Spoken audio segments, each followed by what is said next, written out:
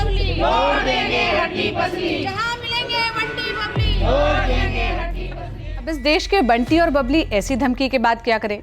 या आप अगर बंटी या बबली की जगह हो और कोई पार्क में आकर आपको घेर ले तो क्या हो? हाँ भाई, पार्क ही क्या है? क्या तरीका है बैठने का? हाँ, या हमारे सम्मानजनक लोग आते हैं, किस कंडीशन पे बैठे हो तुम? कहाँ रहते हो? ये सवाल पार्कों से निकलकर देश की राजधानी में मेट्रो की रफ्तार से गूंज रहा है।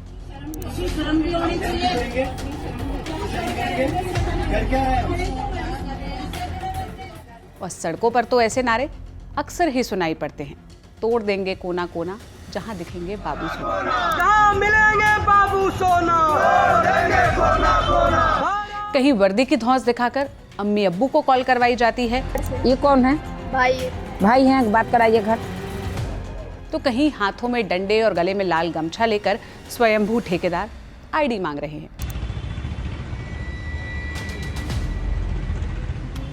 बात मारपीट तक भी पहुंच रही है।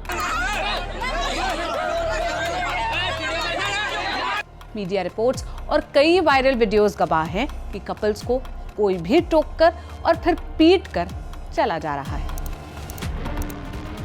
लेकिन जरा ठहरिए और सोचिए, ये रील्स अब रियल हो रही हैं। कल को उस जगह पर आप भी हो सकते हैं। आप ही क्यों, आपके माँ बाप, भाई बहन, दोस्त, परिवार या कोई दूसरा सदस्य हो सकता है। अब डर में ही सही, लेकिन सवाल तो कलेजे में चुभ रहा होगा। अगर ऐसा हुआ तो मैं क्या करूंगा या मैं क्या करूंगी? जान रही हूं आपके मन में कई सवाल आ रहे होंगे, जैसे क्या पब्लिक प्लेस पर किसी का हाथ थामना या गले मिलना या उसके साथ बैठना कोई कानूनी जुर्म है? क्या प्यार करना वाकई कोई गुनाह है? साथ ही क्या पुलिस के पास ये पावर है कि वो किसी को संस्कार सिखाए या घर फोन करके आपको शर्मिंदा करे? सबसे बड़ी बात, डंडे और झंडे लेकर चलने वाले लोगों को यह हक आखिर किसने दिया कि वो किसी कपल की पहचान पूछें या उनके साथ मारपीट करें? और अगर आपके साथ ऐसा कुछ हो जाए तो आपके पास कौन से कानूनी अधिकार है? घूम फिरकर बात वहीं पर आती है, क्या पार्क, सड़क, मेट्रो या किसी भी पब्लिक प्लेस में अपनी भावनाओं को जाहिर करना कानूनी तौर पर गलत है? आज इन सारे सवालों के जवाब एक धागे में अगर पिरो दिए जाए तो एक सवाल बनता है, क्या भारत में PDA अलाउड है? तो चलिए आज के एपिसोड में इसी का जवाब टटोलते हैं।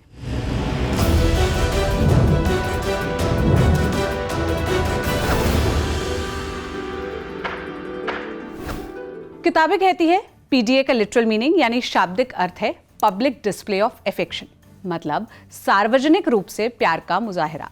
लेकिन ये भारी भरकम शब्द कईयों के सर के ऊपर से निकल गया होगा, जैसे मेरे सर से निकला।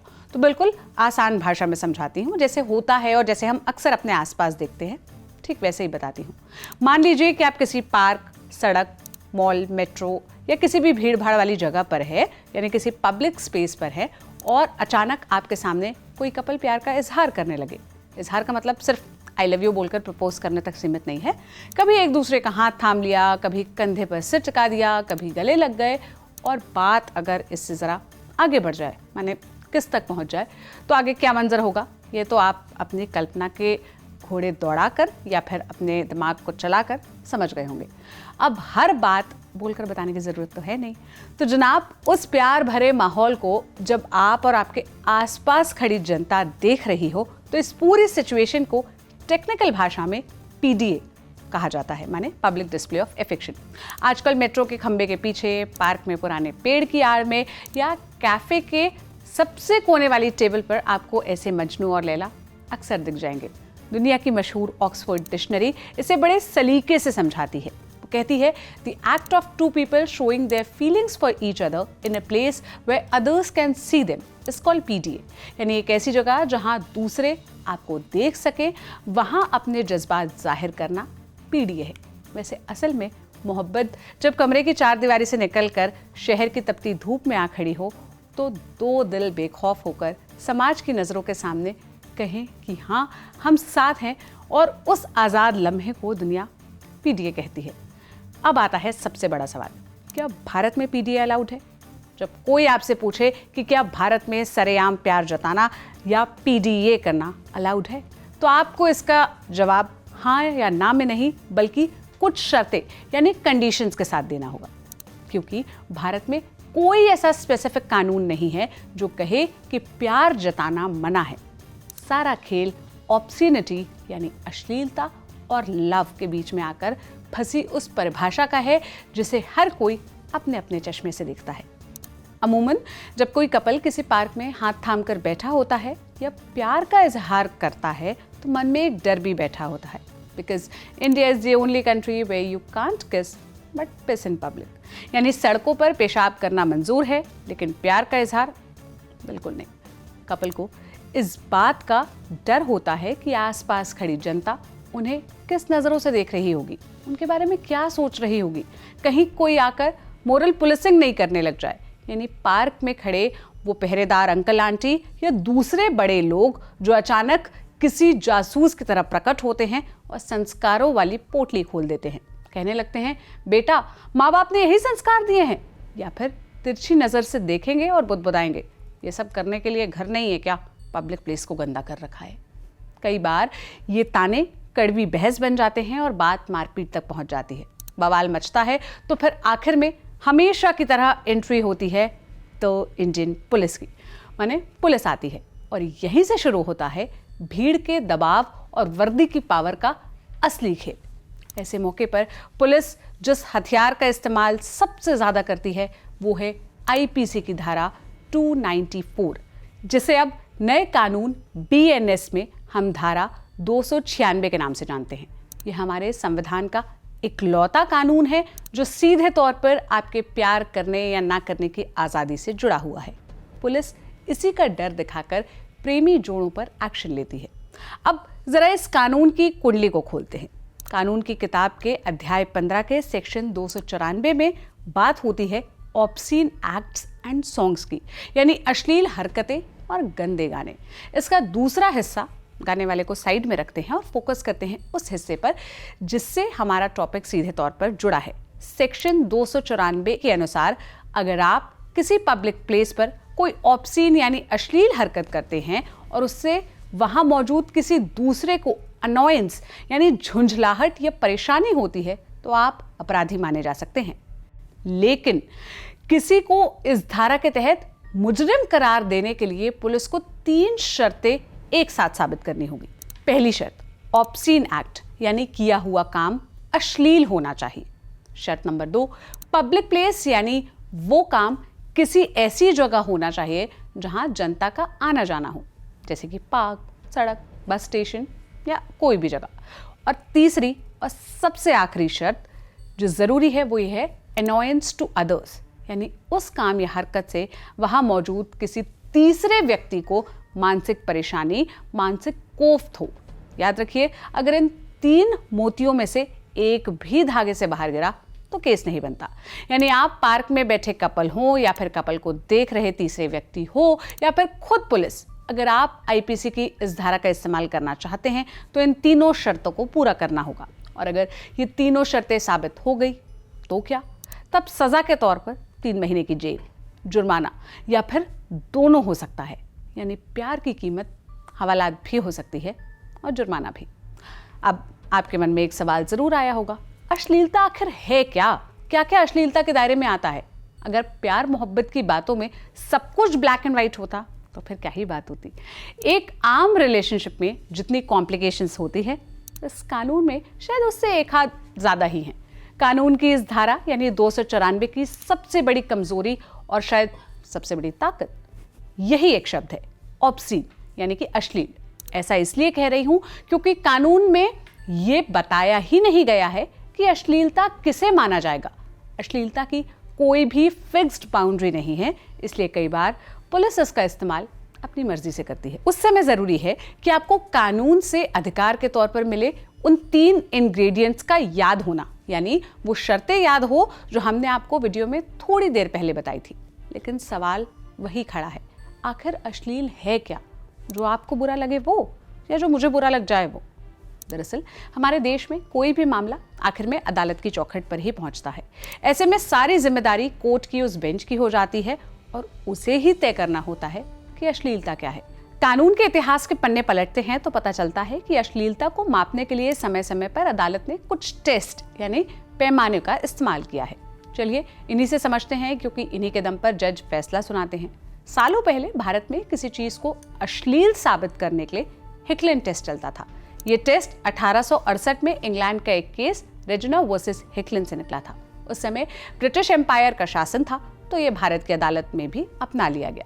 इस टेस्ट में अश्लीलता का पैमाना समाज का सबसे कमजोर या कच्चा दिमाग वाला व्यक्ति होता था। टेस्ट के अनुसार अश्लील वो है जो किसी कमजोर दिमाग यानी वीक माइंडेड व्यक्ति को बिगाड़ सके।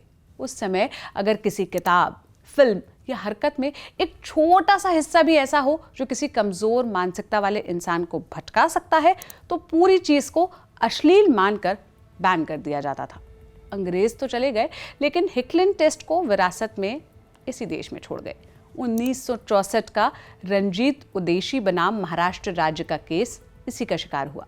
यह आजाद भारत का वो पहला बड़ा मामला था जिसने ऑब्सीनिटी को कानूनी रूप से परिभाषित करने की कोशिश की।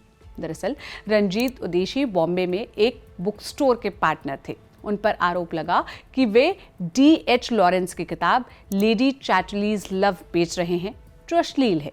उन पर IPC की धारा 292 अश्लील सामग्री की बिक्री के तहत मुकदमा चला। सुप्रीम कोर्ट ने इस केस में 1868 के ब्रिटिश नियम हिकलिन टेस्ट को सही ठहराया। कोर्ट ने कहा कि अगर किसी किताब का एक छोटा सा हिस्सा भी किसी के मन में लस्टफुल थॉट्स यानी कि कामुक विचार पैदा कर सकता है, तो वो अश्लील है। लेकिन समय का पहिया जब आगे बढ़ा तो वक्त के साथ साथ कई चीजें बदली। ऐसे में देश की सर्वोच्च अदालत ने महसूस किया कि 1868 का नियम 21वीं सदी में लागू नहीं किया जा सकता। 2014 में अवीग सरकार बनाम पश्चिम बंगाल राज्य के केस में सुप्रीम कोर्ट ने कहा कि अब हमें हिकलिन टेस्ट नहीं बल्कि कम्युनिटी स्टैंडर्ड टेस्ट अपनाना होगा। अब अश्लीलता को किसी एक व्यक्ति की नज़र से नहीं बल्कि ओवरऑल कम्युनिटी माने पूरे समाज की नज़र से देखा जाना चाहिए। सीधी सपाट भाषा में कहूँ तो अश्लीलता वो नहीं जो किसी को भी बुरी लगे, बल्कि वो है जो आज का कंटेम्प्रेरी सोसाइटी यानी आधुनिक समाज गंदा मानता हो। कोर्ट अब ये देखता है कि क्या आज का एक एवरेज पर्सन उसे अश्लील मानता है। अब उस मामले के बारे में भी जान लीजिए जिसने प्यार करने वालों को यानी PDA को सुरक्षा कवच दिया। इस केस की कहानी बड़ी दिलचस्प है। साल 1993 में आनंद बाजार पत्रिका समूह की मैगजीन स्पोर्ट्स वर्ल्ड में एक तस्वीर छपी। इसमें मशहूर जर्मन टेनिस खिलाड़ी बोरिस बेकर और उनकी मंगेतर बारबरा फेल्ड्स की एक फोटो थी। इसमें बारबरा सेमी न्यूड यानी अर्धनग्न थी और बोरिस बेकर ने उन्हें अपने हाथों से ढका हुआ था।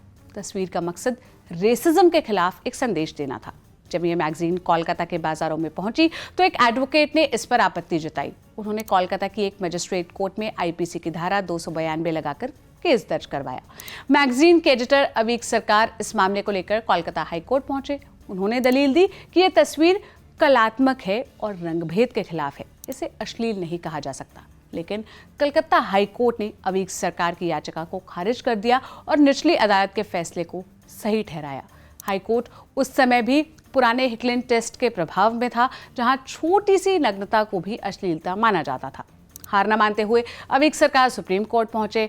यहां 20 साल के बाद 2014 में जस्टिस KS राधाकृष्णन और जस्टिस दीपक मिश्रा की बेंच ने फैसला सुनाया, जिसने भारत के कानून का रुख ही बदल दिया।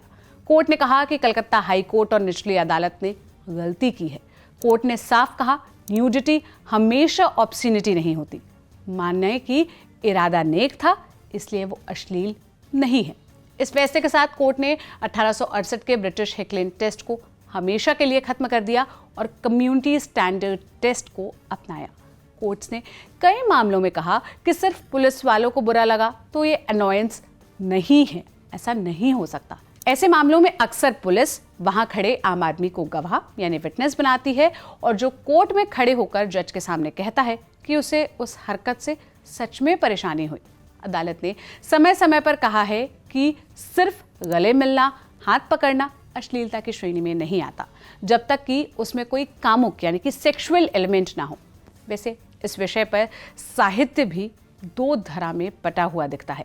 कई साहित्यकार मानते हैं कि प्यार एक इबादत है यानी वर्शिप है। जैसे इबादत के लिए एकांत चाहिए, वैसे ही प्यार के लिए भी। लेकिन आधुनिक साहित्यकार कहते हैं कि जो भावनाएं सच्ची है उन्हें दीवारों की जरूरत नहीं। खैर, अगर आपके साथ ऐसी घटना यानी मॉरल पुलिसिंग या पुलिस के द्वारा ज्यादती हो तो आपके पास क्या अधिकार है और आप क्या कर सकते हैं?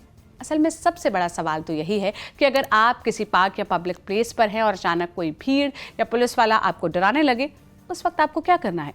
क्या चुपचाप अपमान सहना है या कानून का सहारा लेना चाहिए? चलिए इसके लिए रेमेडीज यानी समाधान पर बात करते हैं। अक्सर विवाद के समय लगता है कि हम कमजोर हैं, लेकिन कानून ने आपको ढाल और ताकत दोनों दी है। सबसे पहले आपको बताते हैं कि कैसे आपको बिना घबराए पुलिस से डील करना है। याद रखिए, पुलिस आपको बिना किसी ठोस आधार के गिरफ्तार नहीं कर सकती। अगर कोई पुलिसकर्मी आपको सिर्फ पार्क या सार्वजनिक जगहों पर बैठने के लिए थाने ले जाने की धमकी दे तो शालीनता से उनसे पूछिए, सर या मैम, एफआईआर की कॉपी कहाँ है और किससे हमारे यहाँ बैठने से परेशानी हो रही है? मतलब कौन वो व्यक्ति है? अगर पुलिस मामला रफा दफा करने के लिए गांधी जी की मांग करे यानी पैसे मांगे तो आप बीएनएस की धारा 308(2) के तहत जबरन वसूली की शिकायत कर सकते हैं। इसके अलावा अगर पुलिस वाले बदतमीजी करे तो आप पुलिस कंप्लेन अथॉरिटी यानी पीसीए में उस बात की कंप्लेन कर सकते हैं। इस अथॉरिटी का काम ही पुलिस के दुर्व्यवहार की जांच करना है। अगर आपके साथ पुलिस वालों ने मारपीट की है तो उनकी नौकरी तक जा सकती है। इसके अलावा आप बीएनएस सेक्शन 198 का भी इस्तेमाल कर सकते हैं, जो किसी पब्लिक सर्वेंट यानी लोक सेवक पर कानून की अनदेखी करने पर लगती है। सिर्फ धाराएं रटना काफ़ी नहीं है, ये जानना भी ज़रूरी है कि आवाज़ कहाँ उठानी है, कैसे उठानी है। सबसे पहले आप नज़दीकी थाने के इंचार्ज को रिटन कंप्लेंट दे सकते हैं। अगर थाना आपकी बात अनसुनी कर रहा है, थाने में बैठे लोग आपको नहीं सुन रहे हैं, तो ज़िले के बड़े अधिकारी डीसीपी या एसपी को रजिस्टर्ड पोस्ट से आप अपनी शिकायत भेज सकते हैं। अगर कहीं सुनवाई नहीं हो रही है तो सीधे कोर्ट जाने का भी रास्ता है। वकील के जरिए बीएनएस की धारा 175 जो पहले सीआरपीसी की 156(3) थी, उसके तहत शिकायत करें। यहाँ जज साहब या साहिबा खुद पुलिस को एफआईआर दर्ज करने का आदेश दे सकते हैं।